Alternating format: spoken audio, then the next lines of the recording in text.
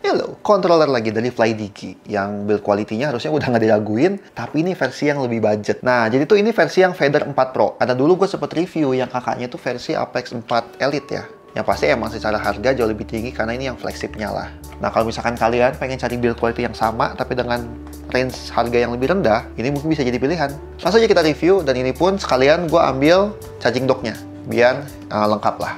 Buat build quality-nya, ini tuh ketika dipegang langsung berasa firm banget, percayalah gitu. Dan ini, untuk bebannya sendiri sebenarnya jauh lebih ringan daripada kakaknya. Yang kakaknya tuh kan sekitar 320-an gram, ini cuma sekitar 260-an gram. Jadi mungkin untuk pemakaian lama jauh lebih nyaman. Kayak yang kalian lihat dari layoutnya, ini layoutnya kayak Xbox ya. Yang dimana ya si analognya terpisah, ada yang di atas sama yang di bawah.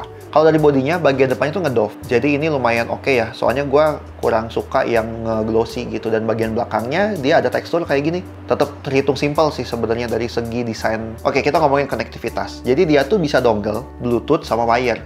Yang bisa connect ke iOS, Android, PC, ataupun ke Nintendo Switch ya. Dan ya udah tinggal plug and play sih. Ini kalian lihat di bagian belakangnya itu ada switch-switchnya. Jadi gampang kalau misalkan kalian pengen ke dongle, misalkan dia lagi nyolok ke PC ya, dongle itu nggak usah dilepas kalau misalkan kalian pengen main ke Nintendo Switch ataupun ke mode Bluetooth. Karena ke Nintendo Switch sendiri kalian nggak perlu colok-colok dongle ataupun kabel. Cukup switch ke Nintendo Switch, nyalain, dan dia pun udah support auto awake. Ya udah tinggal pencet bagian home-nya ini, udah switch-nya langsung nyala. Untuk latency juga udah gue coba, bisa dapat 1 mili bahkan di bawah 1 milisecond, dan polling rate-nya juga bener ya, udah sampai ke 1000 Hz. Yang artinya kalau misalkan kita nge-spamming button gitu, dia inputnya bisa jauh lebih presisi lah, dan masuk semua. Nah, yang menarik itu di sini kalian lihat, ada tombol C sama Z. Ini sebenarnya ya semacam macro button juga gitu, kayak yang ada di belakang. Satu controller ini, dia tuh punya berarti 6 macro button yang bisa kita custom di software-nya nanti. Untuk pemakaian sendiri sebenarnya nggak ada masalah, tapi mungkin harus ada penyesuaian sama yang si tombol C sama Z-nya ini. Karena gue beberapa kali agak hampir kepencet gitu, karena kan mungkin tangan gue belum terbiasa. Tapi ini akan jadi sangat membantu sih. Jadi kan kalau misalkan gue contohnya kayak main game Horizon Zero Dawn, gue pengen nge-scan kayak gini, gue tuh harus pencet analognya kayak gini gitu, dan kadang melelahkan gitu. Dan itu gue tinggal ganti ke bagian C ini, jadi di sebelahnya. Beuh, itu enak banget sih. Ataupun ya pengen diganti tombol lainnya, yang dimana kalian mungkin kagok mencetnya, di sini kalian punya pilihan untuk jempol kalian memencet, bukan hanya jari tengah aja. Kan kalau yang di belakang kan jari tengah ya, untuk si macro button-nya. Nah, tapi ini harus jadi catatan. Dia tuh udah Hall effect, tapi kalian bisa lihat circularity-nya. Cuma dapat sekitar 12%. Nah, tapi jangan takut. Ini tuh kita bisa ganti settingan di software-nya. Dari square, kita ganti ke circle. Dan ya udah kalian lihat, dia langsung dapat hampir 0% untuk circularity-nya. Controller ini banyak dipakai tuh untuk game FPS, salah satunya Apex Legends. Dan katanya rata-rata circularity yang dipakai untuk Apex Legends itu sekitar 7-8%-an. Karena kalau di bawah itu, dia tuh akan jadi berarti tidak akurat. Nah, makanya kita tuh jadi ada opsi ganti-ganti kayak gini. Tergantung game yang bakal kita mainin nanti. Gua sejujurnya belum coba, karena gue bukan tipikal pemain game FPS yang menggunakan controller. Tapi gue coba di game casual gitu. Gue main di game AAA kayak game Cyberpunk, terus gue main di Horizon, gue main juga di Tekken gitu ya. Walaupun Tekken gue nggak pakai analog sih, gue pakai D-pad.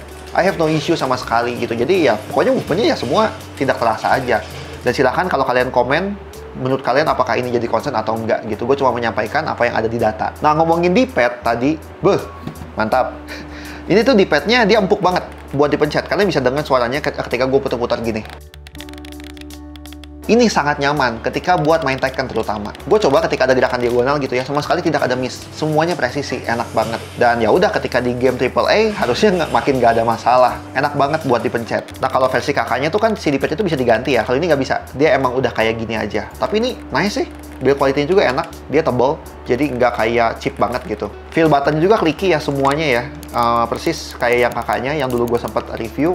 Jadi ya to be expect lah, dan enak juga buat dipencet, nggak keras. Nah, analognya menarik. Kalian tuh di sini lihat ada kayak rigi. Ini tinggal diputar aja, ada tulisan min sama max. Itu bikin gerakan analog itu jadi sangat-sangat ringan, atau pengen jadi sangat-sangat berat, atau ya di tengah-tengahnya. Ini akan kepake kalau misalkan kalian pengen gerakannya set-set. Soalnya itu kadang kan suka ada tipikal orang yang pakai analog tuh dilepas kayak dilempar. Kalau misalkan dia dalam mode terlalu ringan, mungkin dia tuh akan baliknya agak lama dan mungkin kurang presisi gitu. Jadi silahkan kalian sesuaikan. Dan ini diputarnya gampang banget ya, pakai satu jari kayak gini udah langsung keputer, tapi nggak akan keputer-puter ketika lagi main gitu. Wah, ini nice touch banget sih, karena kita nggak harus pakai tools tambahan buat ngemodifikasi kekuatan dari si analognya. Dan secara looks juga jadi bagus ya, jadi cakep banget gitu. Ada kayak futuristiknya gitulah gara-gara sharingnya tadi. Bagian trigger, enak banget. Ini feel-nya, percayalah. Ini berasa mahal banget. Terus di semua body triggernya tidak ada yang lebih ringan atau tidak ada yang lebih berat untuk dipencet. Jadi kalian mau mencet dari sisi manapun enak. Dan untuk trigger belakangnya, kalian bisa lihat ini sangat sensitif ya. Jadi enak. Dan tentunya bisa satu input juga, tinggal dicetek. Udah jadi satu input dan feel-nya langsung berubah jadi clicky. Bagian makro button juga, komen gue masih sama ya. Ini sangat mudah buat dipencet, tapi nggak gampang kepencet. Posisi yang ideal lah menurut gue buat kalian pakai makro button di belakang, enak banget. Nah, buat RGB, kalian nggak bisa ngarep aneh-aneh. Karena di sini cuma di sini doang. Walaupun warnanya bisa di custom pengen warna apapun di softwarenya. Tapi ya udahlah, to be expect. Mungkin di sini nge-press budget untuk RGB-nya, tapi emang dia utamain ke build quality-nya. Jadi si paling minimalis lah mungkin ya, kalau misalkan si controller ini. Nah, ini softwarenya, yang dimana kalian bisa atur RGB, button, sampai giroskopnya. Pengen sekuat apa dan pengen se-custom apa gitu. Untuk giroskopnya bisa dipakai buat ke semua ya, bukan cuma ke Nintendo Switch saja yang udah pasti jalan. Ke game-game di PC juga, misalkan game-game di Steam, ini kita bisa custom. Dia pengen giroskopnya tuh ke-trigger ketika kita mencet apa. Ya dalam kasus Horizon Zero Dawn ini gitu ya, ketika gua aim, yaitu L2. Ketika gua pencet, nah, giroskopnya jalan. Dan gue bisa bilang ini giroskopnya mantap, jauh lebih enak daripada giroskopnya si DualSense. Gue tuh bingung ya, DualSense, kan gue kan main Horizon Forbidden West tuh di PS5 gitu ya, dan pakai giroskopnya si DualSense. Itu kayak nggak enak banget, gue kayak berasa nggak presisi gitu. Sejauh ini, giroskop terbaik yang gue rasakan itu giroskopnya si Nintendo Switch. Nah, ini gue bisa bilang sepadan lah, sama enaknya. Apalagi buat game AAA di PC dengan layar yang besar. Dan ya udah ini buat ngatur RGB-nya, sesuai preferensi. Ada yang baru dipencet, dia baru nyala gitu ya, yang kayak semacam haptic. Ada juga yang ganti-ganti warna, cuma satu warna. Dan ya ini buat ngatur si makro buttonnya. Enak ya, jadi kita bisa langsung lihat dia tuh keregister sebagai tombol apa aja. Oke, buat si bagian charging dock-nya. Ini kalau kalian lihat ya detailnya ya. Beuh, keren banget. Dan ini lumayan berat loh. Ini bahkan beratnya harusnya lebih berat daripada kontrolernya deh. Betul, 300 gram. Sedangkan kontrolernya kan cuman 260-an. Beda 20-30 gram. Tapi menurut gua oke. Karena dia tuh ini kan fungsinya buat ditaruh, tidak dibawa-bawa. Dan kalau misalkan dia ringan, dia akan mudah geser-geser. Kalau itu tinggal ceplok, dia nempel.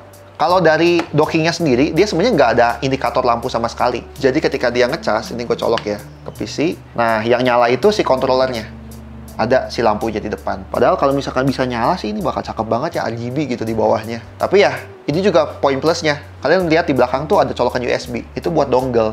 Jadi kan yang paling menyebalkan itu adalah kita tuh bingung si dongle-nya mau taruh di mana gitu kan, atau misalkan di PC jadi malah nyolok dua, si charging dock sama ini gitu, jadi nggak bisa ngabisin port. Ya udah ini tinggal colok ke bagian belakangnya, cekrek, udah, dan controller kita akan langsung connect ke PC kita gitu, karena kan ini juga si kabel chargingnya nyolok ke si PC. Ketika kita angkat, udah dia langsung connect, langsung bisa dipakai. Enak banget. Paling sih yang harus hati-hati ini tuh dia mengkilap bagian bodinya, bagus. Tapi gua takutnya ketika ada bulu-bulu halus dan kita elap, dia tuh akan lecet. Sayang aja sih. Tapi gue juga kebayang kalau misalkan dia dibikin doff juga, ya nggak akan sebagus ini gitu. Jadi ya udahlah, dijaga lah ya baik-baik. Dan ketika dia ngecas tadi tuh dia emang nggak ada kunciannya. Dia langsung set masuk ngecas. Mungkin akan lebih satisfying kalau ada semacam magnetnya ya, ketika gini cekrek gitu. Wah, itu bakal lebih enak lagi. Tapi ya udahlah, ini juga sebenarnya udah oke banget dan kelihatan keren aja gitu di meja. Kalau kalian lihat di bagian atas itu sebenarnya tuh ada aksesoris tambahan ya. Kalau misalkan kalian pengen main pakai HP gitu, si controllernya di sini itu bisa. Makanya di sini ada semacam dudukannya. Kesimpulan untuk controller ini, ya intinya dia bisa pakai buat ke semua game, dan silakan kalau misalkan kalian yang pengen game FPS dicoba. Ini diklaimnya ya dia emang difokuskan juga salah satunya buat game FPS gitu. Nah, kalau misalkan kalian pengen cobain aja, lihat review juga, reviewer lain. Kalau gue lihat sih mostly positif ya. Dan kalau misalkan cuma sekedar main game casual, ini sangat-sangat enak buat ganti-ganti, koneksinya gampang di belakang buat main game AAA, game indie, game kayak Tekken yang fighting gitu juga sangat presisi. Build quality-nya oke, ada tambahan macro button sampai 6 gitu ya, yang mungkin kalian akan pakai. Terus bisa di-adjust juga kekuatan dari analognya, dan ya RGB yang minimalis lah ya.